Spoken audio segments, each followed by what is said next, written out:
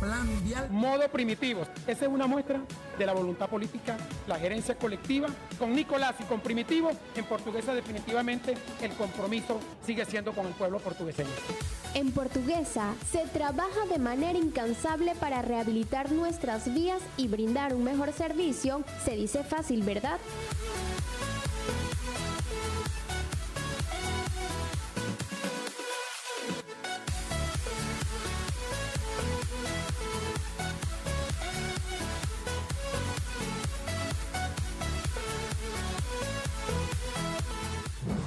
A propósito de garantizar el derecho a la vida y a la salud, del gobierno bolivariano del estado Sucre ha ejecutado una serie de acciones en materia de salud pública que buscan restituir la dignidad y el bienestar de los sucrenses.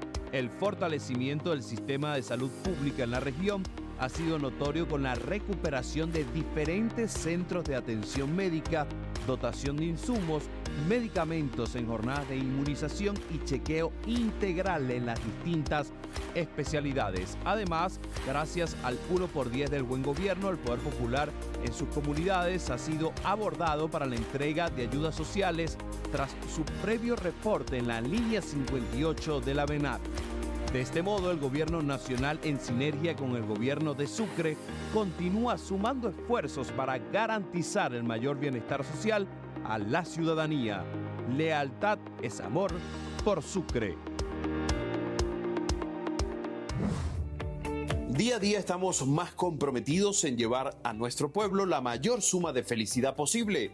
Desde la alcaldía de Cumaná seguimos enfocados en fortalecer los servicios públicos, impulsar el deporte, optimizar la salud pública y embellecer los espacios para mejorar la calidad de vida de nuestros ciudadanos.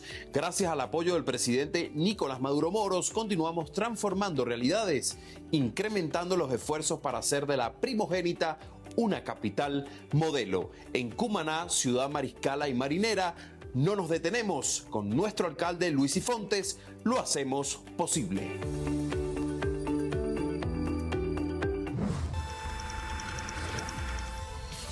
El mundo se transforma cada segundo, al ritmo de millones de latidos. La vida es movimiento y nosotros queremos acompañarte en cada paso. Estamos cambiando para mantenerte conectado con lo que te gusta. Vive con nosotros la ultra experiencia AVA Ultra de CAN TV, internet 100% fibra óptica.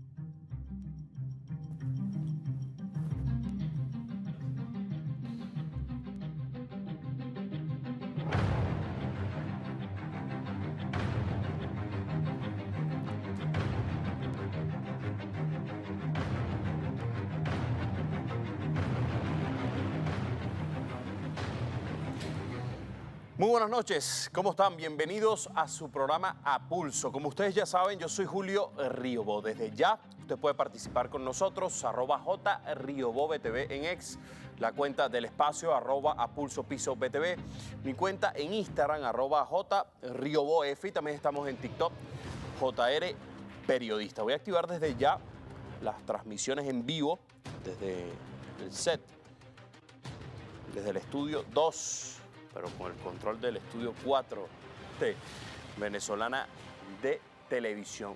Recuerde, este programa está siendo retransmitido en tiempo real en Radio Miraflores, La Voz de la Verdad, la Radio del Sur, TV Fan, Telearagua también transmite este espacio.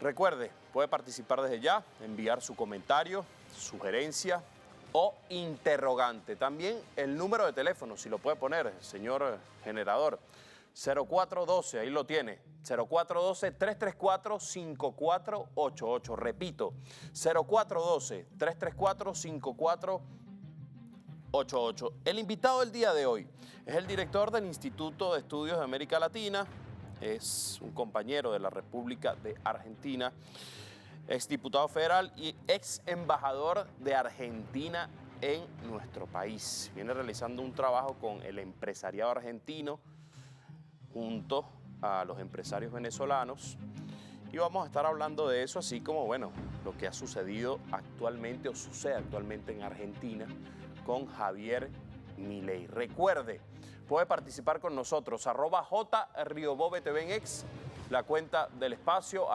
@PulsoPisoBTV, mi cuenta en Instagram, @JRioboF, y también estamos en TikTok, JR Periodista. Ya me saludan algunas personas por aquí.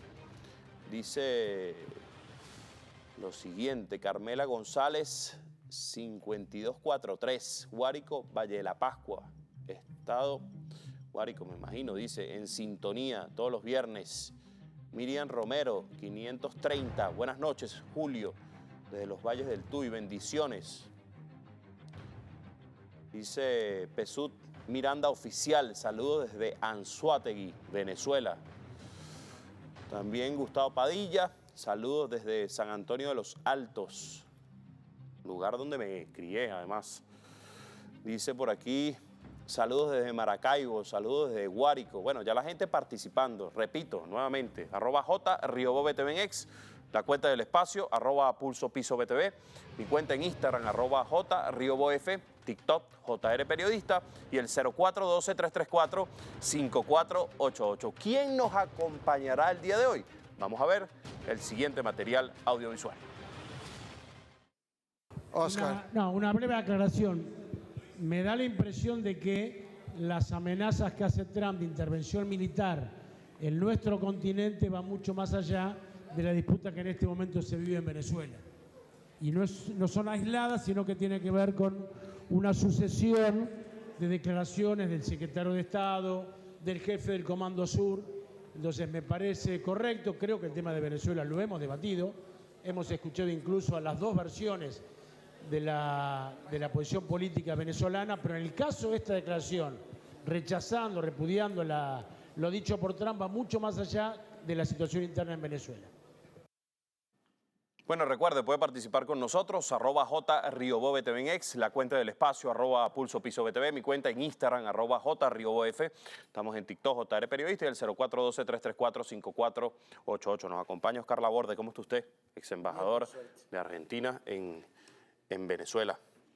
Bueno, venimos a hablar de tema económico primero, antes de abordar el tema internacional, que me parece muy importante. Usted tiene una visión de Alberto Fernández, yo diría, ya es la personal, porque no está ocupando un cargo como lo era cuando era embajador, y lo que viene sucediendo en Argentina en este momento con Javier Milei, pero eso lo vamos a hablar más adelante. Yo quisiera preguntarle a usted, ¿cómo avanza la comercialización de empresarios venezolanos con el empresariado argentino en este momento?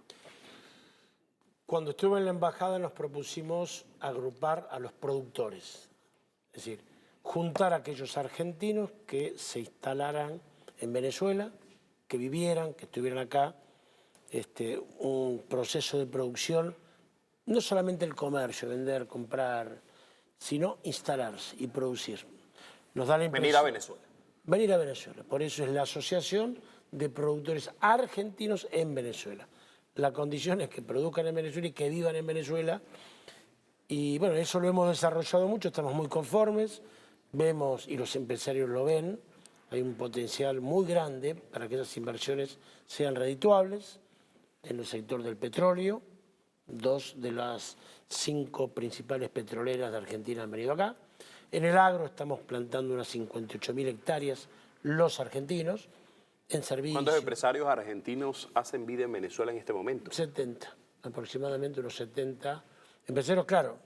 Empresarios que tienen grandes empresas y también nucleamos aquel que tiene un comercio por la mar, frente a la playa, ¿no? Es decir, nosotros nos proponemos juntarnos y ayudarlos y, bueno, también aprovechar el momento que se vive en Venezuela, que percibimos que es de crecimiento, de potencialidad, y bueno, los empresarios vienen a hacer negocio, naturalmente, y ese agrupamiento los hace más fuertes. ¿Por qué el empresario argentino quiere invertir en Venezuela? Más allá de esa visión que usted me dice que se evidencia, más allá además de las campañas que hay en el mundo para desacreditar a nuestro país. Los empresarios tienen un primer objetivo que es ganar dinero, ¿no? Digamos, hay que sospechar de un empresario que haga una inversión para no ganar. ¿No es una visión capitalista es eso? Claro. Pero para eso está el empresario. Para eso está el empresario. Digamos, si no aparece por ahora una alternativa en la sociedad capitalista, incluso creo que ni teóricamente lo hay, en un momento hubo una posibilidad. Hay varios países que se están planteando un camino al socialismo propio, pero lo concreto es que mientras eso suceda, los empresarios son el motor, junto con los trabajadores, del capitalismo. Entonces los empresarios vienen a ganar dinero, nosotros desde la asociación queremos darle garantía al gobierno de la seriedad de aquellos que vienen a invertir y queremos darle a los inversores, a los productores, la seguridad que vienen a instalarse con seguridad jurídica y con una potencialidad económica por el proceso que está viviendo Venezuela de recuperación. ¿Y se sabe cuál es la cifra, por ejemplo, de inversiones entre estos empresarios venezolanos y argentinos? Y alrededor, en proyección, sí, unos 300 millones de dólares de inversión proyectada en los próximos 2 años. Siempre son inversiones que van incrementándose, nunca se hace toda de un primer momento, sino en etapas. Eso sería aproximadamente lo que están en acuerdos, en contratos, en proyectos los argentinos comprometiéndose y poniendo ese importe acá. ¿Es fácil invertir en Venezuela? Es fácil. ¿Por qué, por ejemplo? ¿Usted lo que ha visto?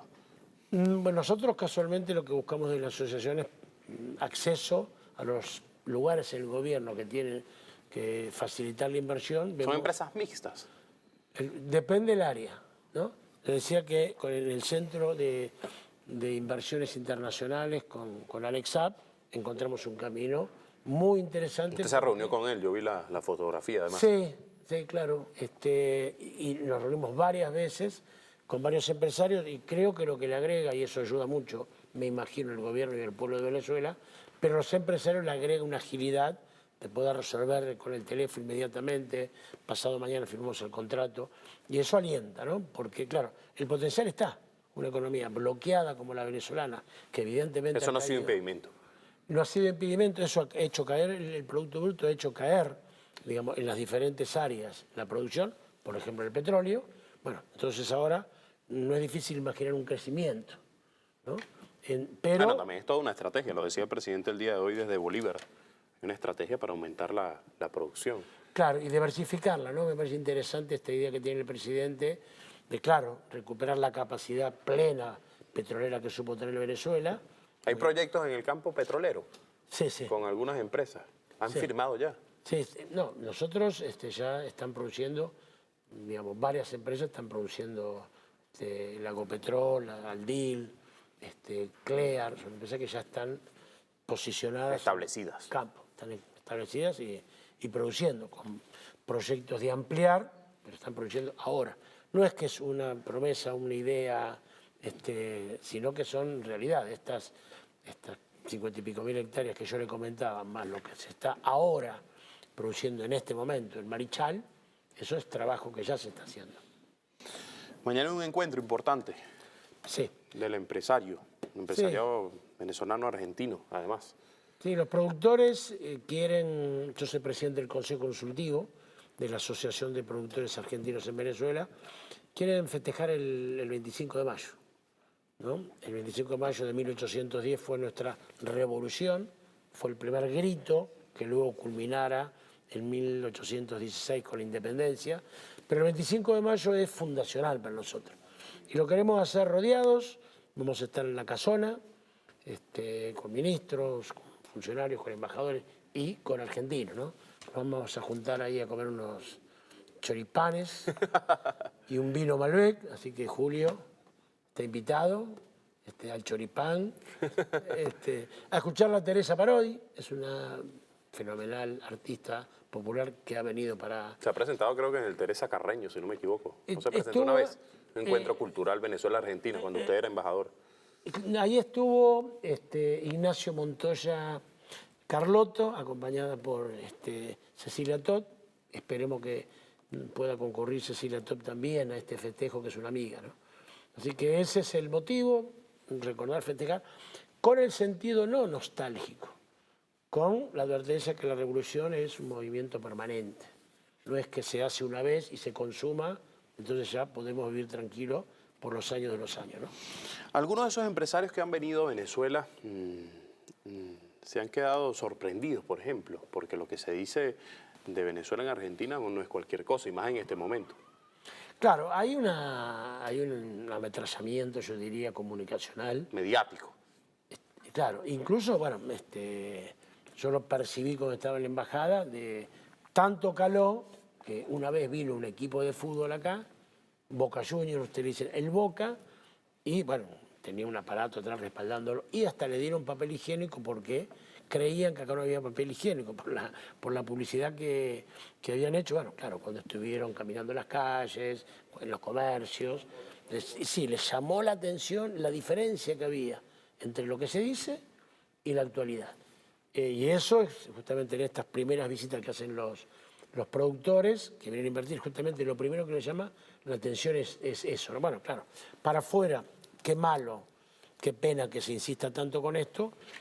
Para adentro se alegran porque tenían algunas dudas de invertir y naturalmente al ver que acá las condiciones son como las que son, eso los alienta más. Ahora bien, hay una tensión entre, yo no sé si sería adecuado ese término de tensión, entre el gobierno de Venezuela y en este momento el gobierno de Argentina, de Javier Milei. ¿Eso ha dificultado el tema de comercialización entre ambos países o no? ¿Se ha visto afectado? Todavía no, pero yo creo que puede verse porque es muy brutal, digamos, la posición que sostiene Javier Milei. Digamos, hay que pensar que no es solamente con Venezuela, porque ya ha hablado mal del presidente de Chile, el de Boric, ha hablado mal de Gustavo Petro, el de Colombia, el de Brasil Lula, el de México López Obrador, y acaba de hablar mal del presidente del Reino de España. Y de su esposa, ¿no? Y de su esposa, ¿no? Pero digo, de gente que fue electa. Entonces, no es un problema con Venezuela ni con Maduro el que tiene Milei, sino evidentemente es mucho más generalizado. Bueno, tiene que ver con su concepción ideológica. Él es un libertario, es decir, es una forma disimulada de decir de extrema derecha, que se ve, digamos, como elegido, como que está en la tierra por las fuerzas del cielo, dice él, y que tiene que venir a comprar un mandato, que quiere cumplir un mandato de modificar eso. La modificación obviamente es distópica, porque lo que pretende hacer es estirar aún más la diferencia, digamos, que hay entre los ricos y los pobres. Pero bueno, así estamos. Te hablaba del gobierno de Alberto Fernández. Nosotros lo hicimos un buen gobierno. Si yo tuviera que decir el primer motivo, y es mi gobierno y tengo una relación con Alberto Fernández, pero objetivamente nosotros no logramos lo que la gente nos planteó, el peronismo en general, llega al gobierno para achicar la pobreza. Y por eso llega al poder Javier Milei. Así es. Fíjense, yo escuché o leí por ahí unas declaraciones que usted daba en noviembre del año 2023 y usted decía que Javier Milei era un fascista. ¿Todavía mantiene eso? Claro, lamentablemente, ¿no? Me hubiera gustado estar equivocado y que fuera un demócrata. Él viene de una corriente que es un fascismo actual, yo diría, ¿no? Claro, no es la Faccia que en 1920 se instaló en Italia y que luego derivó en la falange española y en el nazismo. No, él es fascista en lo político, claramente, antidemocrático y fascista. Y violento, ¿no? Él está generando un odio acumulado que efectivamente, bueno, eso genera violencia. Él es un fascista, ¿no? Digamos, y sus actitudes, su forma de expresarse, la idea de que él puede monopolizar la representación del Estado. Esto que hace con Maduro, con Petro o con el presidente de España. Él, en vez de representar a todo un pueblo o a un Estado, aplica su concepción ideológica, muy típica de los fascistas. Entonces sí, es un fascista actual, es un hombre de ultraderecha, y bueno, y nosotros, con el movimiento popular, el peronismo, que tiene la responsabilidad, digamos, de no haber hecho un buen gobierno, ahora tenemos la responsabilidad de detenerlo. Ahora bien, él entregó el avión de Entrasura a los Estados Unidos. ¿Cuál es su análisis como hombre diplomático que conoce este tema? Eso fue una irregularidad, una ilegalidad, porque hay un fallo en primera instancia, no quiero complejizar la explicación, pero lo mínimo que hay que decir, hay un fallo en primera instancia que dice que tiene que ser llevado a los Estados Unidos, pero eso fue apelado por el gobierno venezolano y sin que se cumpla la posibilidad de que, digamos, la defensa de que el avión debía venir a Caracas, él autoriza a su gobierno a que salga de noche y incumpliendo lo que el juez había dicho, que tenía que estar el avión disponible si es que había en la siguiente Cámara una diferencia. Bueno, no solamente que se lo llevaron, sino que lo destrozaron. Ahí demuestra en esa acción que en realidad lo que quería era una venganza, digamos, para con el gobierno de Venezuela. Y en eso fue cómplice Milei, ¿no? Se está discutiendo con las autoridades de aviación mundial, bueno, se está proponiendo, lo lleva a Venezuela, que dé explicación de la irregularidad de ese hecho. Yo creo que va a tardar, pero finalmente va a quedar claro que el gobierno actual de Milei actuó incorrectamente permitiendo que se lo lleven los Estados Unidos. Había una discusión, Estados Unidos había hecho un planteo y Venezuela había hecho otro planteo de quién era ese avión. Sería largo explicar por qué cada cosa. Lo concreto que judicialmente todavía estaba en disputa, porque había una apelación y tenía fecha que tenía que, digamos, concurrirse a esa apelación. Y antes de esa fecha, sorprendentemente, sorpresivamente, medios engallos y medianoches, se fue el avión. Y lo destrozaron, qué pura vía, qué necesidad Bueno, un tenía. mensaje envía el Está gobierno claro, de Estados Unidos con eso. Pero cuando uno recuerda, uno debe decir que además esta disputa comenzó en el gobierno de Alberto Fernández. Y yo le preguntaría lo siguiente, que han dicho muchos analistas, que lo he leído en diferentes medios digitales, en redes sociales también, y dicen que, bueno, que Milei llega al poder por la tibieza de Alberto Fernández. ¿Usted piensa lo mismo? Yo creo que nosotros hicimos mal gobierno. Así que efectivamente, bueno, hubo cosas que habría que haber hecho que no se hicieron, hubo cosas que se actuó correctamente, pero no se puede sacar un balance positivo.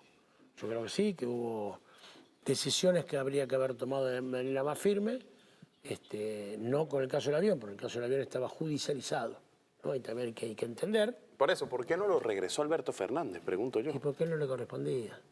Eso estaba en la justicia, ¿no? A veces cuesta entender la división de poderes, pero los poderes en Argentina están divididos.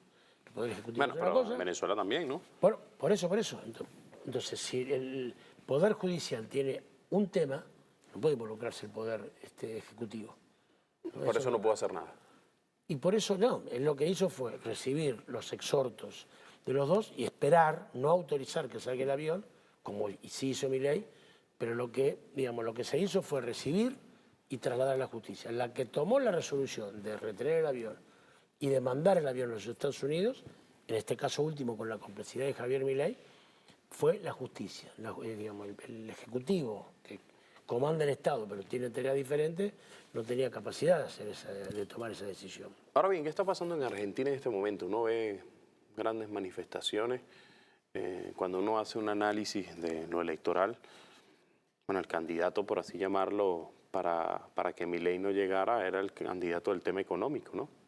Que además era ministro de Economía, si no me equivoco. Lo ponen de candidato y sin duda Javier Milei, que utilizó todo el tema digital, capitalizó la presidencia de ese país. Entonces, ¿qué está pasando ahorita? Hay un pueblo resistiendo, digamos, hay la CGT, que es la central de trabajadores, digamos, más importante de América, más poderosa, ya ha hecho 2 paros generales. Hubo una movilización por el tema universitario muy importante. En la justicia también se está peleando. Hay una cantidad de apelaciones y de propuestas y de amparos que se llevan. Hay un pueblo resistiendo. El pueblo argentino, que insisto, bueno, el peronismo, que es el centro del movimiento popular, se ha enfrentado a dictaduras, se ha enfrentado traiciones dentro del peronismo. Y esta es una etapa más, ¿no? Es decir, nosotros concebimos la política como eso, como la confrontación entre sectores donde nosotros nos paramos siempre del lado del movimiento popular, más allá que el balance, insisto en esto, en mi opinión no es bueno del gobierno de Alberto, pero estamos resistiendo. Uno cuando está en el gobierno tiene que adquirir derechos, en eso es lo que no funcionó, y cuando no está en el gobierno tiene que defender derechos. Esta no es la primera vez que hay un gobierno de ultraderecha en Argentina, o de derecha, ¿no? La dictadura militar secuestró y desapareció a 30.000 compañeros, ¿no? 30.000 compañeros. Entonces, ese pueblo, el de las madres, el de las huelgas, el que supo resistir, está ahora recomponiéndose de la derrota electoral, insisto, de un balance... ¿Hay arrepentimiento en el pueblo argentino? ¿Cree usted? ¿Se lo analiza así o no? No, a ver, es difícil hablar del pueblo, es una categoría que sirve para, digamos, un discurso, pero no sirve para un análisis. El pueblo es una generalidad, el pueblo tiene una cantidad de concepciones, de intereses, de posicionamiento, ¿no? Uno se preguntaría si hay decepción en los votantes de Milei, ¿no? Que es lo que... Sí lo hay, decepción, por ejemplo. Sí lo hay. Lentamente está perdiendo digamos, lo que supo obtener, que se haber ganado con 55%, pero eso ha caído unos 10 puntos aproximadamente, pero no hay un desmoronamiento. Todavía hay una especie de esperanza que se va perdiendo poco a poco, pero sería equivocado decir que hay un arrepentimiento total de todos los que votaron a Milei. La ley de bases, ¿en qué consiste? Porque, bueno, uno ve, acá estamos apuntando mucho a Argentina, yo sé que usted lo conoce muy bien. ¿En qué consiste esta ley que quiere aplicar, que, bueno, ha sido aprobada, ¿no?, en primera instancia, Javier Milei? ¿Para qué? Sí, fue aprobada en diputados, ahora para que se perfeccione tiene que ser aprobado en el Senado, está en discusión, no están pudiendo conseguir los votos, que tiene un antecedente, la ley base, que fue una ley que fue rechazada por el Parlamento, ¿no? La ley en general plantea una transformación que agravaría la situación social, que vulneraría la soberanía, digamos, y tiene varios ítems. Una reforma fiscal que, digamos, apunta a cobrar menos impuestos a los ricos, aún manteniendo y haciendo crecer los impuestos a los pobres, sobre esta idea de que el motor de la economía son los empresarios, muy típica del liberalismo. Eso es lo que él cree, claro. Claro, sí, el planteo es... Hay un tema con las pensiones, además, también. Claro, el planteo es tramposo porque dice, bueno, que a los empresarios les vaya bien, porque el generar plata va a derramar sobre los demás. Eso no sucedió nunca en la vida. Claro, por eso digo distópico, cuando uno descubre que ese plan no funcionaba, ya los empresarios, los ricos, se llevaron la plata para afuera y le queda al pueblo y a un gobierno popular para solucionarlo, ¿no? Entonces, el gobierno plantea esta ley de bases, esencialmente disminuir casi a cero el impuesto a los multimillonarios e incrementar el impuesto a las ganancias, que es lo que pagan los trabajadores que ganan medianamente. Propone poder achicar las jubilaciones, ¿no? Con lo cual hubo un trasvasamiento extraordinario de recursos porque hay un sector que está muy privilegiado con la política de Milei, claro, y eso es el superávit que él dice haber alcanzado, por lo menos el déficit cero, se explica habiendo reducido las jubilaciones en un 30%. Bueno, es fácil, yo también en mi casa, si tengo un problema económico y no pago la luz y compro menos comida, llego a fin de mes. Pero ¿cuánto me dura eso? Hasta que me corte la luz, hasta que algún hijo se enferme porque no come bien. Claro. Entonces, como en el caso de él tiene garantizado su grupo el bienestar, presume de haber logrado un equilibrio económico cuando eso es a base de un empobrecimiento, de la reducción de los salarios de los estatales, de la disminución de la jubilación y de la paralización de la obra pública. ¿Te imaginas en un país donde no se hace ninguna obra pública? No solamente los despidos que se generan a partir de esa decisión, sino... Bueno, hay más de 50.000 ya, si no me equivoco. Claro, sí, 50.000 son los despedidos. Sí. Fíjese, estamos ahorita en un ambiente electoral en Venezuela. El tema económico es fundamental. Pero hablando de Argentina y sin duda de Javier Milei, ¿por qué cree usted que algunos personajes de la oposición, yo he entrevistado a algunos y no he entrevistado todavía a los de la extrema derecha, pero he entrevistado a algunos, ven como un ejemplo a seguir a Javier Milei? ¿Por qué ven como un ejemplo a seguir a Daniel Noboa? Claro, a Bolsonaro también. También, sí. Claro, entonces hay una tendencia, digamos, yo me gusta mirar la política como la confrontación de ideas y, digamos, de pensamientos, de posiciones ideológicas. De debate, ¿no?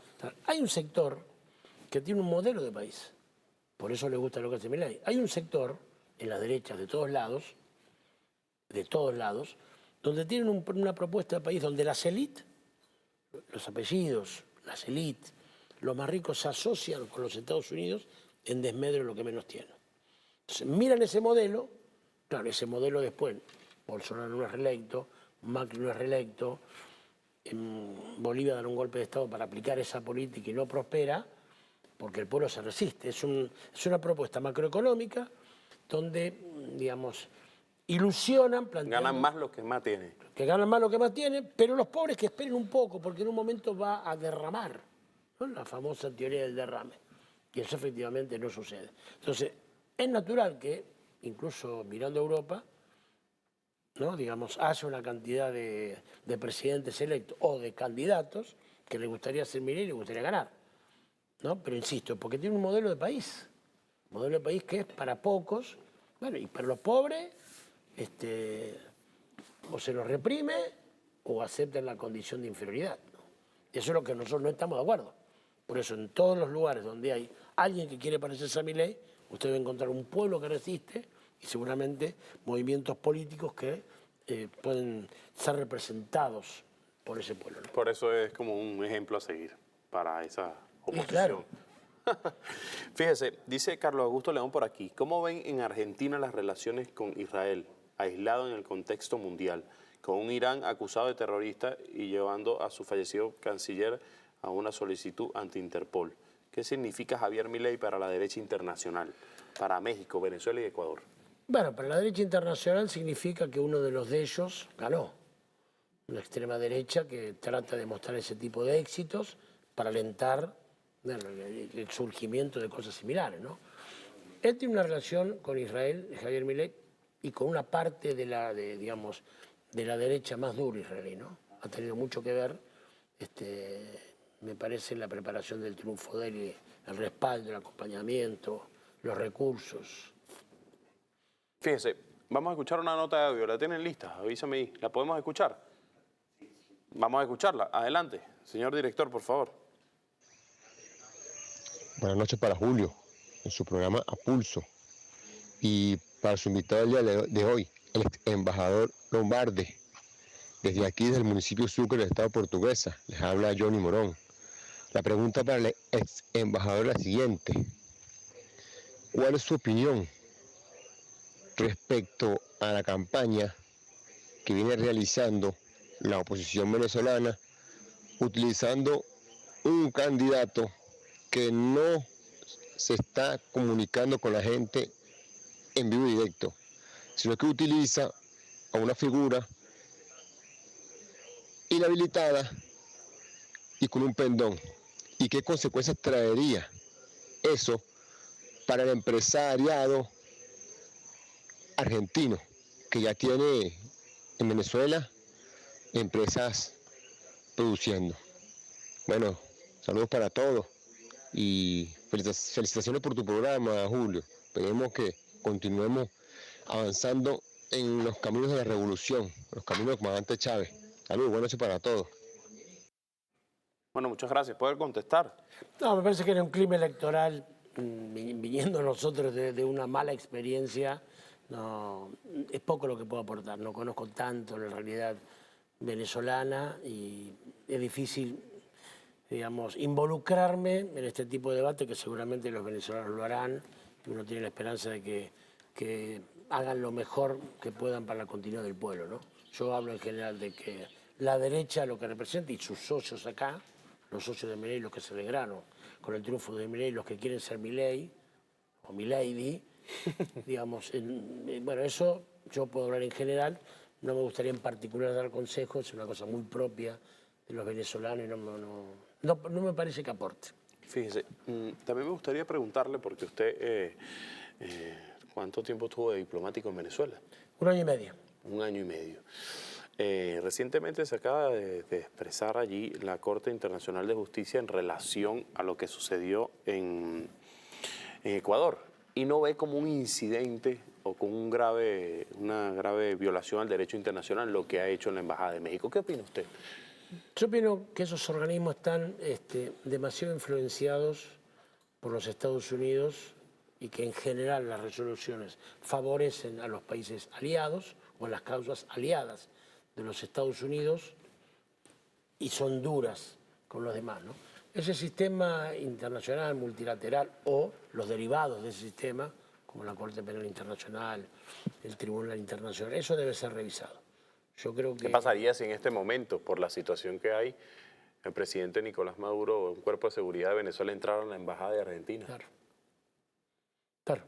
No, es decir, todos hemos repudiado ese hecho, pero creo que en general, además de que eso es una barbaridad, ¿no? Que incluso yo lo que creo ahí que no hay ingenuidad, porque estuvo Laura Richardson, una mujer muy importante para Estados Unidos, que es la presidenta, la jefa del Comando Sur, y 20 días antes que el gobierno de Ecuador decide ingresar a la Embajada de México, había estado en Ecuador. Es difícil creer que no hayan conversado y le haya pedido un consejo sobre el tema, ¿no? Así que me da la impresión de que esa acción gravísima tiene el sentido de un globo de ensayo. Bueno, probemos. Y me parece que este segundo paso de esta resolución de que no le parece que es un delito tiene que ver con eso. Bueno, probemos que nosotros, con el peso que tenemos en algunas cortes internacionales, aunque se viera una cosa tan elemental como es la inmunidad diplomática, después finalmente pasa el tiempo, nos olvidamos, pero el objetivo se logra amedrentando a todos, ¿no? Pues yo creo que ellos quieren instalar esta idea de que ellos pueden hacer cualquier cosa. Por suerte, y eso sí lo veo en Venezuela, no lo logran con algunos países que efectivamente se plantan con autoridad frente al imperio, que no tiene por qué meterse. Claro, está naturalizado que los Estados Unidos pueden hacer algunas cosas. Lo que hay que volver a un sentido común elemental, que cada país es soberano y debería resolver sus cosas por motu propio, ¿no? A mí me parece que en general, hablamos cómo está el mundo. Bueno, yo creo que el sur global, ¿no? Digamos, que se expresa en los BRICS, está planteando, bueno, una confrontación donde está saliendo ganador con los Estados Unidos. Que los Estados Unidos me parece que sabe que se le va acabando el tiempo, y para eso necesita una América Latina totalmente incondicional. Una América Latina que acompañe en cada planteo que hagan, ¿no? Yo veo una Europa muy, digamos, que logró los Estados Unidos hacer con Europa ese tipo de, digamos, de influencia, involucrando en una guerra, que ahora resulta, parece que si gana Trump, si te he visto no me acuerdo.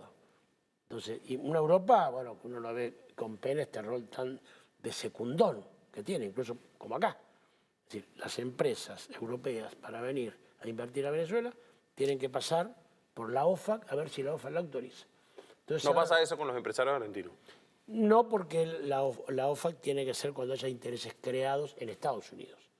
Pero bueno, se vive con una alegría que, bueno, que la OFAC le haya dado la autorización a Repsol. Amigo, ¿por qué una empresa española tiene que pedir a Estados Unidos permiso para venir a hacer negocio con Venezuela? ¿Dónde está la victoria? Es elemental de que si una empresa en un país soberano como España quiere venir a un país soberano como Venezuela, no tiene que pedirle permiso a los Estados Unidos. Se naturaliza. Bueno, Repsol obtuvo la licencia, los FAC, qué bueno, ¿por qué ahora va a venir? No, espera, un momento previo. ¿Y por qué le tiene que pedir permiso? No, me parece que eso es lo que se quiere crear. Que ellos pueden hacer lo que quieran, que un gobierno aliado puede invadir la Embajada de México, un gobierno, digamos, puede ser aprobado o no. Un petróleo que necesita Europa urgentemente por la guerra que lo metió Estados Unidos, ¿no? ¿Usted cree que ha avanzado la extrema derecha en Latinoamérica? Hay un avance ahorita, nuevos planes, hay además un plan de guerras que tiene planeado Estados Unidos. Sí, yo a América Latina la veo como un lugar, un continente en disputa, ¿no? Un subcontinente y sus agregados, ¿no? Del 2000 al 2015 hubo realmente un momento muy virtuoso, que fue el éxito de los gobiernos populares, la articulación entre esos gobiernos populares, el no al ALCA. En el 2015, cuando es derrotada Cristina y es luego destituida Cristina Fernández de Kirchner en Argentina y es destituida Dilma Rousseff, hubo un giro, pero no alcanzó a consolidarse como un proceso conservador, ¿no? Entonces, yo veo que es un momento de disputa.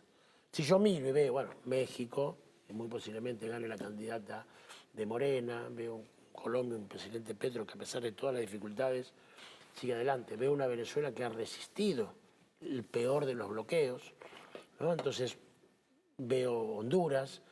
Entonces no creo que haya por ahora una hegemonía clara que puedan tener ni los movimientos populares ni la derecha. Por un tiempo vamos a ver victorias cortas y derrotas cortas.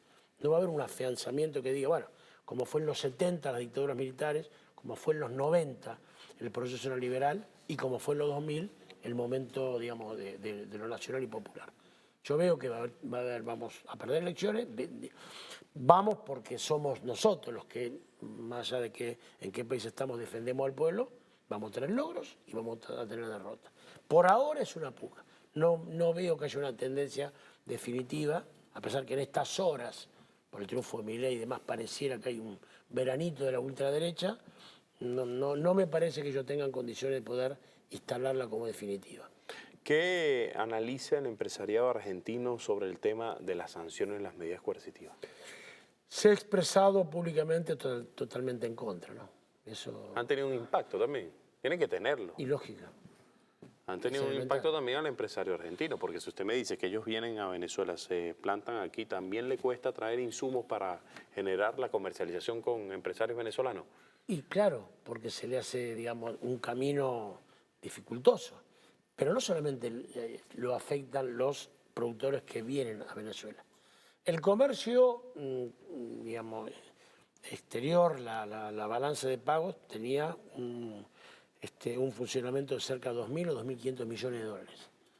Cuando Macri rompe relaciones, o mejor dicho, baja la categoría de embajador encargado de negocios e imposibilita, digamos, dificulta todo lo que tiene que ver con el acceso, con el acercamiento a Venezuela, de 2.000 millones cayó a 100 millones. En ese intercambio, Argentina tenía superávit, es decir, vendíamos más de lo que compramos. Entonces, de 2.000 a 100 millones. Durante mi gestión pudimos elevarlo, lo cuadruplicamos a 400 millones. Durante mi gestión como embajadora. Fíjense lo lejos que estamos.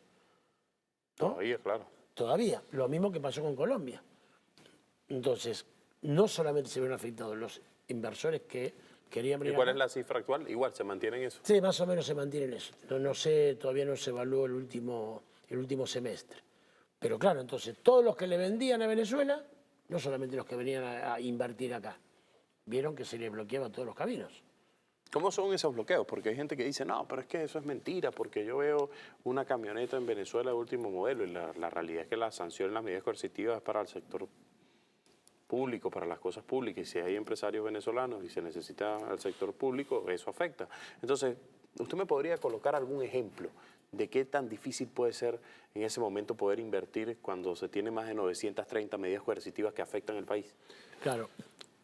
Un ejemplo de lo que sucedió con Argentina. Argentina le vende, con el INVAP, que es un prestigioso instituto estatal, le vendió aparatos para poder prevenir y tratar la enfermedad del cáncer.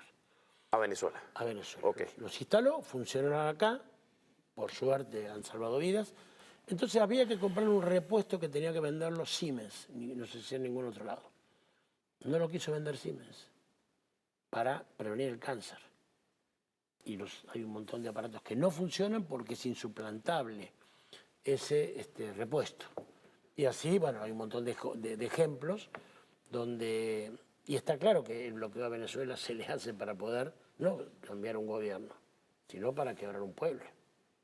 ¿No? Eso, digamos, lo vi, lo veo, y estoy convencido, y las pruebas numéricas son muchas, pero bueno, yo creo que hay que decirlo mucho porque evidentemente, incluso en la campaña electoral y en la situación social y económica, está muy condicionado por el bloqueo. Se limita, digamos, al extremo. Yo no podía cobrar ni mi sueldo, por ejemplo. El embajador argentino no podía cobrar el sueldo de Venezuela, no se lo permitían los Estados Unidos, amigo. Tenían que depositármelo en otro país y después enviármelo. Entonces, así... Por las cuentas internacionales, ¿no? Claro. Los que querían exportar también tenían que hacer 1000 peripecias. Algunos lo hacían y otros se inhibían. Por eso fue de 2.000 millones bajó a 100. ¿No? Entonces, habría que analizar también, ex embajador, el tema de cómo realizar una estrategia económica para mantener un país con 930 medidas coercitivas. Porque usted me está hablando de un caso que además me vinculaba a Argentina cuando usted era embajador, pero ¿cómo será en la situación diaria del venezolano? Claro, seguramente. Del sector salud, del sector telecomunicaciones, de cualquier sector. Yo creo que hasta explicarlo más, digamos, yo veo que los comunicadores y el gobierno lo explican mucho, pero a mí me impactó lo extendido y lo cruel que eran finalmente las sanciones, ¿no? Cualquier país del mundo, por lo menos cualquier país de América Latina, con el 10% de esas sanciones y medidas, no hubiera resistido, ¿no? Me parece que fue muy... Argentina no hubiese aguantado. No, a Argentina le cuesta aguantar una corrida del dólar. En ese sentido, seguro que no. Que ella me ha dicho un calificativo, yo creo que sería el titular de este programa, haberme dicho, por ejemplo, Alberto Fernández no fue un buen gobierno. Eso yo me lo llevo como un titular, pero yo le diría, Alberto Fernández hubiese podido aguantar, Javier Milei hubiese podido aguantar más de 930 medidas coercitivas. No, creo que no. Digamos, sería antifáctico, pero me da la impresión de que, y no solamente el presidente, sino el conjunto del pueblo. Porque yo lo que los votantes, lo que usted me dice que son. No, los votantes, pero el resto del pueblo, digamos, en su condición entre elección y elección, de ciudadano. Acá lo que hubo es un gobierno que logró soportar por lo que se ve, ¿no? Digamos, la vida continúa y hay una recuperación económica. Entonces, eso es virtud del presidente, del gobierno, por supuesto, y es virtud de un pueblo que lo acompañó. Porque, digamos, si ese pueblo no hubiera acompañado con los padecimientos, no hubiera comprendido que esos padecimientos tenían mucho que ver, digamos, con las medidas coercitivas, por más voluntad que le hubiera puesto el presidente y el gobierno, no hubiera funcionado. Entonces, yo veo ahí que es un conjunto de cosas, Alberto, Milei, cualquiera, Bolsonaro, ¿no? Lula. Yo veo que es el mérito del gobierno y también es el respaldo que se tuvo de soportar cosas muy difíciles. No, y además el camino, usted que lo vio un año y medio aquí, bueno, y lo sabe por el tema histórico, bueno, planes de magnicidio, planes violentos, son múltiples acciones que han afectado al pueblo venezolano. Fíjese, vamos a realizar una pausa. Antes de eso, yo ayer vi, no sé si usted vio la presentación de un libro que hizo Javier Milei el día de ayer. Vi algunas partes. No sé cómo califica usted ese evento. Yo no debería opinar, pero bochornoso lo que se hizo. Pero una de sus palabras, el presidente Milei dice que él es el presidente más popular del mundo. ¿Cree usted que eso es así? No, estoy seguro que sí. Estoy seguro que no, claro. Bueno, vamos a la pausa. Ya regresamos con A Pulso. No se parte.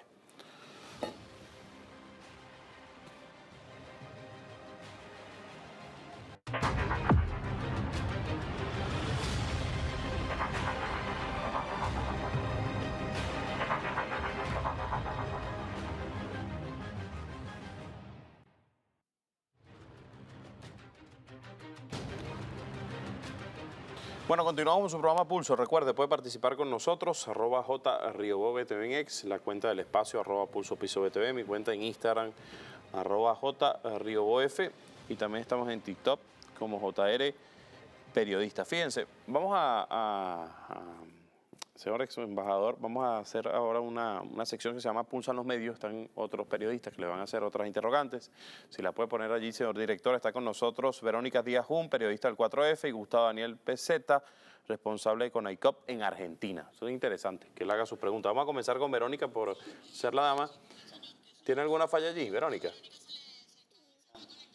Se está conectando. Bueno, comenzamos con Gustavo, y cuando esté lista Verónica me avisan. Adelante, señor director. Gustavo, buenas noches, te escuchamos.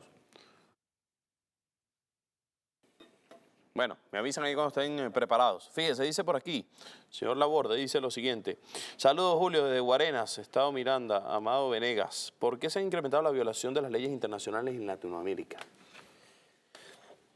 Yo creo que es parte de una política y de un plan que se da desde los Estados Unidos, ¿no? Por ejemplo, el lawfare fue una creación de esta derecha que quería volver al poder luego de 15 años muy virtuosos colectivos. Bueno, hubo países que continuaron, como Venezuela, Cuba, Nicaragua. Pero la forma de hostigar que tenían a los gobernantes o a los dirigentes del movimiento popular era con el lawfare. Entonces hay toda una práctica de absorción de los organismos internacionales, de manipulación de los poderes judiciales, que son los más vulnerables dentro de este sistema republicano, porque son los que no son electos directamente por el pueblo, ¿no? Entonces, esa violación va en ese sentido, de tratar de torcer la voluntad popular, ¿no? Digamos, haciendo otro mecanismo. Mecanismo, sea del lawfare, sea digamos, y de condicionamiento mucho en la justicia, ¿no? Yo creo que ahí tienen un poder en cada uno de los países, o en alguno de los países, de un manejo, de una inversión que hacen los Estados Unidos en aleccionar a los jueces que después toman medidas muy importantes al interior de nuestros países. Bueno, lo hablamos del avión. También, por ejemplo, en Argentina, esa justicia, tuvo preso el vicepresidente Amado Boudou, todavía sigue procesado durante mucho tiempo, digamos, desde hace mucho tiempo, y aparentemente no va a cesar, Cristina Fernández de Kirchner, lo tuvo preso a Lula. Lula estuvo 580 días presos y después se determina que era inocente. Entonces, ese tipo de modificaciones en la legislación, de copamiento del Poder Judicial. De algunas tramas ahí. Y de algunas tramas es una de los poderes que tiene la derecha para actuar en esta puja que hay siempre entre el movimiento popular y la élite que quiere asociarse con los Estados Unidos, ¿no? Eleonora de Coche dice, mi pregunta es, ¿cómo es que los argentinos tan inteligentes, dice, votaron por este Milei? ¿De dónde lo sacaron? ¿Alguien me lo puede explicar? ¿De dónde viene Javier Milei? Él es un economista que iba a los programas de televisión, pero a mí me parece que, y no tiene más antecedentes que eso, no me estiro porque es eso, ¿no? Solamente eso. ¿Y qué es lo que era? Él es un emergente en un momento donde había una disconformidad con el gobierno de Alberto Fernández y una gran disconformidad con el gobierno de Macri, ¿no? Entonces, cuando no se satisfacen las expectativas, las promesas, las ilusiones que tiene el pueblo, acá se decía, la derecha empezó a crecer en el continente como en Europa. Entonces, pareciera que la rebeldía se volvió de derecha, ¿no? Porque hay pocas expresiones de izquierda duras y sin embargo aparecen las novedades, ¿no? Aparecen de ultraderecha.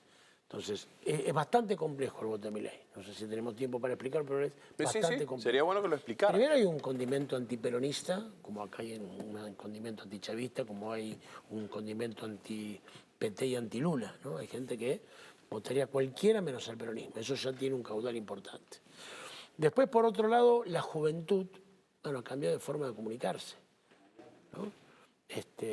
Yo creo que estamos en atraso con esa idea de poder llegar a la juventud. Ahora, la pandemia cambió todo y de hecho somos el testimonio de eso. Sí, este así. Programa es absolutamente diferente al que hubiéramos hecho hace 4 años. Sí, claro. ¿No? Y eso me parece que la derecha ha sabido interpretarlo en general. Entiendo que en Venezuela hay una política inteligente de comunicar a través de las redes y no regalarlo. Luego, en tercer motivo, hay un cambio en el sujeto social en la Argentina. No quiero, insisto, complejizar el asunto, pero Argentina está fundada Argentina. Fue muy importante las redes sociales en la definición del voto argentino. Sí, claro. Sí, yo creo que las redes sociales serán importantes en un sentido o en otro en cualquier elección, ¿no? Porque hay una parte de la población, una parte del electorado, que son los menores de 30 años, que tiene una forma de comunicarse, de informarse y de interactuar totalmente distinto, ¿no? Si no se comprende eso, y lo digo también con la dificultad muchas veces de acceder a estas novedades y la facilidad que tiene la derecha para hacerlo, ¿no? La capacidad de poder contratar trolls y contar con Vox, en el caso. Con Vox, claro, y contar con la complicidad de muchos de los medios de comunicación. Es decir, este algoritmo que parece que Milei tenía, que ahí tenía un joven... La que gente lo hacía. convirtió, no digo la gente, pero el término que utilizaban es que era un fenómeno en las redes sociales. Es que Uno sigue recuerda siéndolo. las grandes imágenes con la motosierra y otras y otras. Claro. Que sigue siéndolo, y esto que me preguntó antes de ir al corte lo que fue lo de ayer, ¿no? Esta actuación. Él apuesta a que eso sea reproducido entre sus fieles por centenares de miles, y lo logra, ¿no? Claro, eso por supuesto después tiene que confrontarse con la situación económica de O cada lo que uno. piense el pueblo de a pie, Claro. no el empresario argentino. Entonces yo no me gusta adjudicarme, digamos, la interpretación del pueblo, ni creo que el pueblo, digamos, debe votar siempre al mismo partido si es que no lo satisface. Entonces me parece que el voto de Milei tiene que ver con eso, y yo creo que banalizar la locura es un problema. Si nosotros justificamos todo que es un loco y de dónde apareció... No, el libertarismo, digamos, si tenemos un minuto, en 1950 surge con un libro que escribe Ayn Rand, que se llama El elogio del egoísmo. En pleno momento de que la Unión Soviética acababa de ganar una guerra, que la socialdemocracia instalaba el estado de bienestar, que los demócratas hacían, digamos, un momento de protección, seguramente el mejor momento de de los Estados Unidos, y América había gobiernos populares. Entonces, desde aquella instancia había gente que filosóficamente planteaba el egoísmo como motor, digamos, de la sociedad. Y después está la escuela austríaca que, con Mises, con von Hayek, donde abreva Milei, hace un planteo de un Estado mínimo, claro, que solamente le beneficia a los poderosos, ¿no? Un Estado que no se involucre, que el mercado regule todo. Entonces, Milei, con su peluca y con su locura y con su apariencia, lo que es, expresa bien, y ellos han encontrado ahí un comunicador, una idea que es, de vuelta, que a los ricos les vaya mejor y que a los pobres les vaya peor.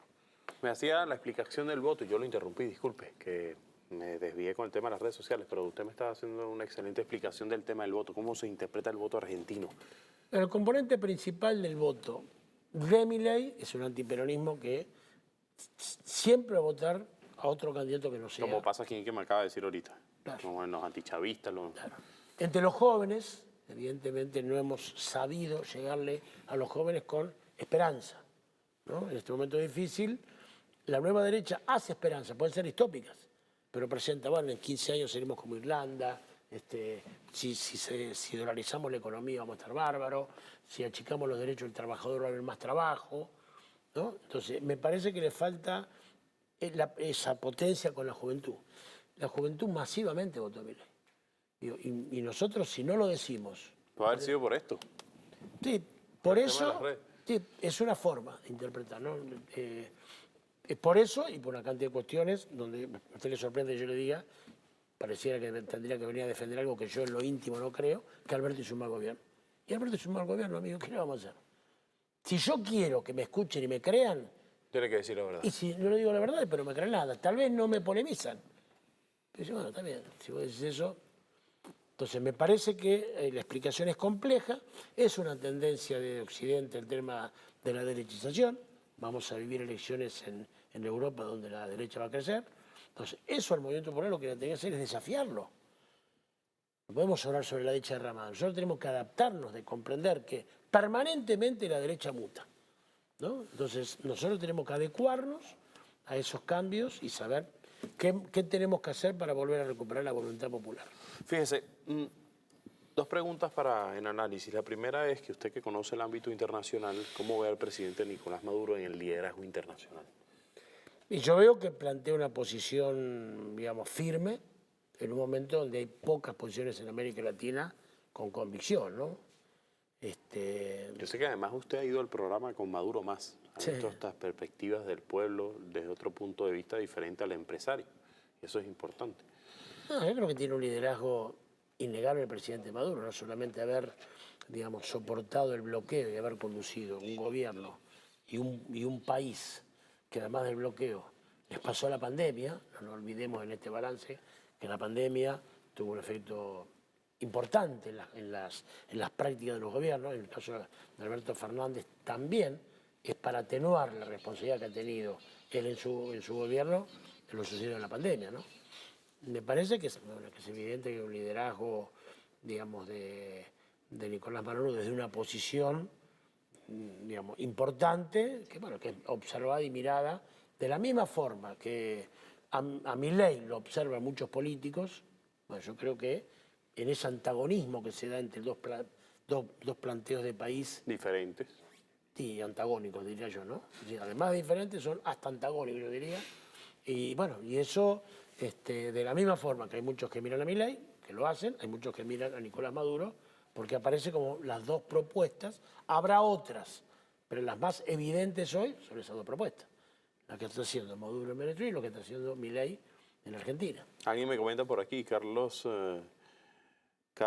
Elas Tobar, dice, con la juventud la hemos descuidado en la formación ideológica a pesar de haberse tomado en cuenta. Y así es.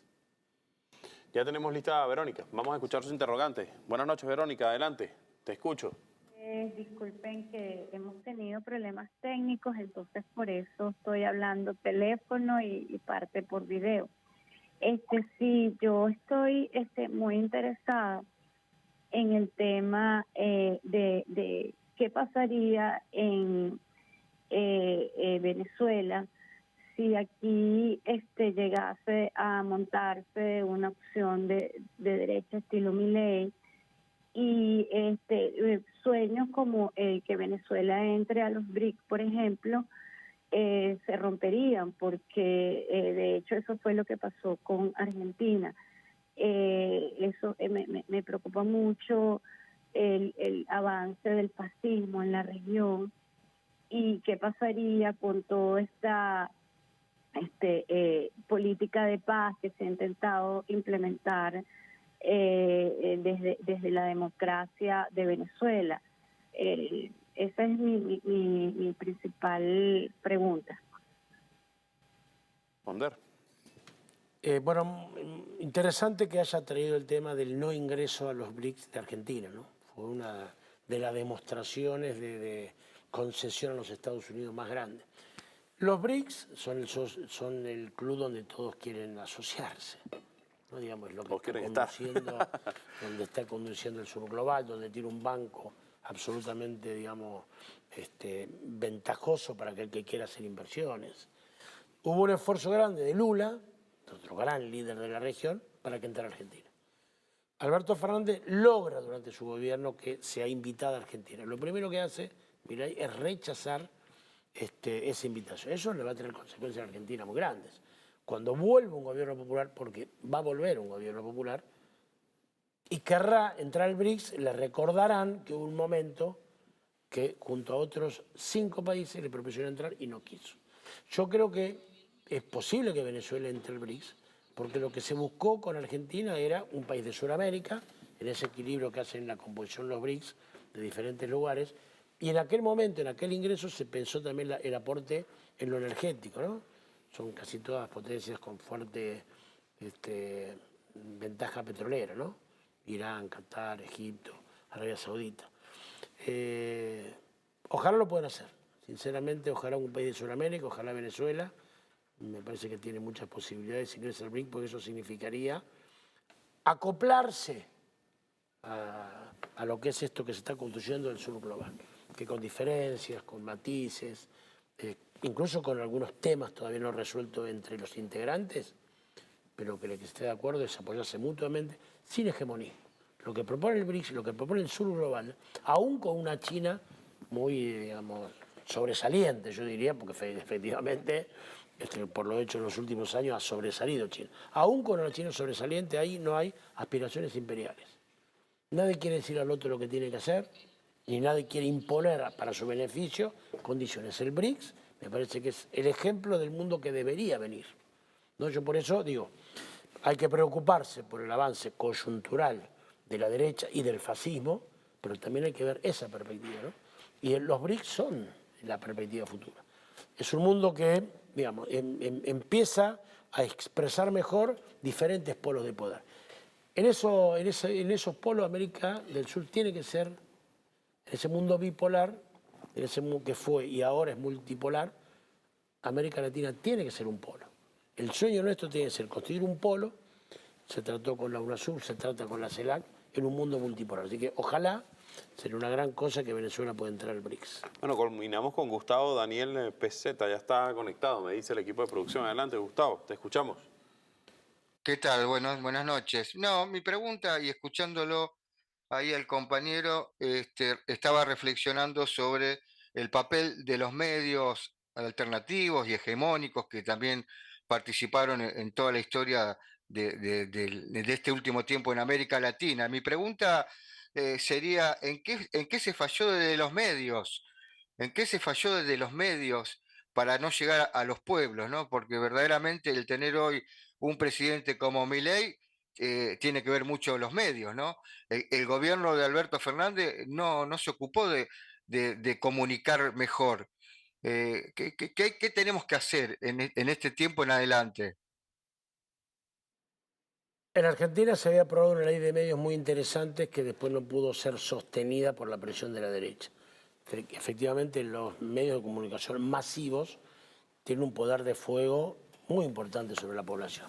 ¿No? Ese televisor encendido, permanentemente metiendo, digamos, que tiene a una ladrona, que el peronismo es empobrecedor, que el kirchnerismo no sé cuánto, es muy grande. Entonces, Hay autocríticamente, yo creo, insisto, que uno tiene que plantarse autocríticamente, no se pudo defender la ley de medios y el movimiento popular no tuvo la capacidad para generar articuladamente un medio poderoso. Sí hubo, y es importante, una red militante que dio la pelea, aún en desigualdad, sin recursos, pero dio la pelea. Eso hay que incentivarlo, ¿no?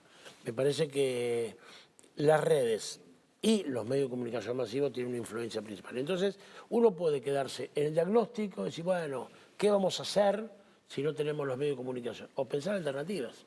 Alternativas en las redes, alternativas de medios pequeños o medianos que tienen que articular. Todo eso no se hizo. Es decir, había un gobierno que comunicaba mal, no, porque ni siquiera los logros que tenía los comunicaba mal, pero también que falló no solamente la comunicación del gobierno, sino una comunicación múltiple que debió tener el movimiento popular. Hay que trabajar en eso. La respuesta no la tenemos. Avanzamos en tener el diagnóstico, las cosas que nos faltan hacer y preocuparnos, ¿no? Porque está bien el aporte, si no nos quedaríamos diciendo, bueno, los medios nos mataron, la gente que votó. No, nosotros lo que tenemos que pensar, si queremos no ser analistas políticos y cambiar la realidad, ¿no? ¿Cómo se hace eso para modificar? Fórmulas mágicas no hay que ir construyéndolas. Bueno, fíjese, agradezco a Verónica Díaz-Jun y a Gustavo Daniel Pezeta por haber participado en su programa Pulso. Yo culminaría con lo siguiente: uno no puede ser profeta de lo que podría suceder. Usted me acaba de dar una explicación muy clara de dos gobiernos antagónicos. Muchos miran a Javier Milei como un ejemplo, otros miran como un ejemplo al presidente Nicolás Maduro. ¿Usted cree que puede mejorar la situación Venezuela-Argentina? Debemos mantenerla... Es algo imposible con Javier Milei. No, es muy difícil. Es muy difícil. Nosotros deberíamos preocuparnos todos para que esas diferencias no perjudiquen el funcionamiento comercial. Ya lo vimos con la medida que tomó Macri, cómo se perjudicó, ¿no? Llegar, es decir, golpear a la diplomacia, que aún con sus limitaciones es lo que tenemos. Usted fíjese lo que hizo cuando gana la derecha en Argentina y luego Bolsonaro en Brasil. Desarma la integración, echa a Venezuela del Mercosur, se retiran de la UNASUR y congelan a CELAC. Si golpea a las tres, digamos, al fortalecimiento del Mercosur y al nacimiento de dos instancias fundamentales. Organismos internacionales importantes. Fundamentales, porque eran los que articulaban, eran los que agrupaban, ¿no? Entonces, ojalá que no, ojalá que se mantengan las relaciones, ojalá que siga el comercio, aunque en paralelo se haga este debate ideológico antagónico que yo percibo. Bueno, agradezco a Carla Borde por haber venido a este programa a Pulso. Luego de las elecciones presidenciales me gustaría invitarlos para hacer otros análisis. Encantado. Muy acertados. Bueno, agradezco a Radio Miraflores, La Voz de la Verdad, Telearagua, la Radio del Sur, TV Fan, por transmitir este espacio en tiempo real. Nos vemos el próximo viernes a las 10 de la noche por aquí, por Venezolana de Televisión.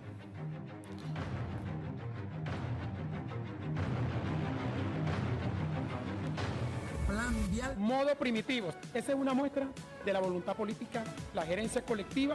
Con Nicolás y con Primitivo, en Portuguesa definitivamente el compromiso sigue siendo con el pueblo portugueseño. En Portuguesa se trabaja de manera incansable para rehabilitar nuestras vías y brindar un mejor servicio. Se dice fácil, ¿verdad?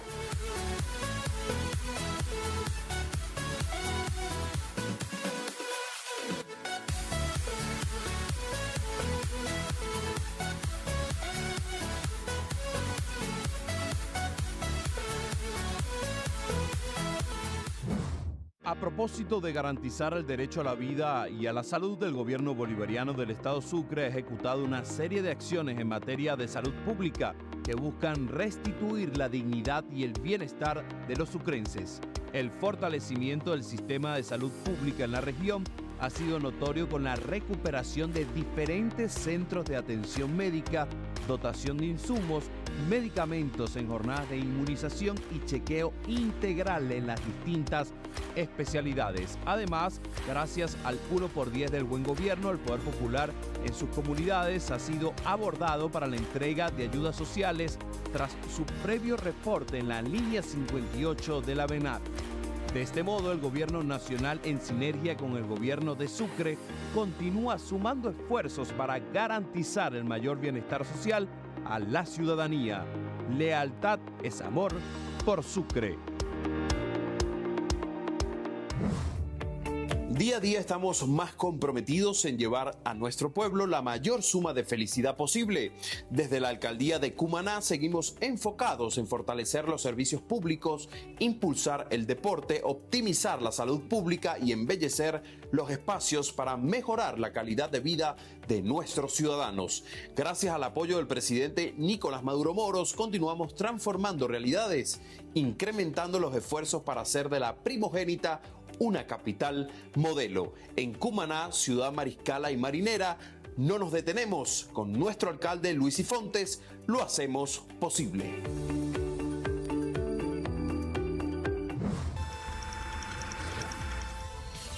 El mundo se transforma cada segundo, al ritmo de millones de latidos. La vida es movimiento y nosotros queremos acompañarte en cada paso. Estamos cambiando para mantenerte conectado con lo que te gusta. Vive con nosotros la ultra experiencia AVA Ultra de CAN TV, internet 100% fibra óptica.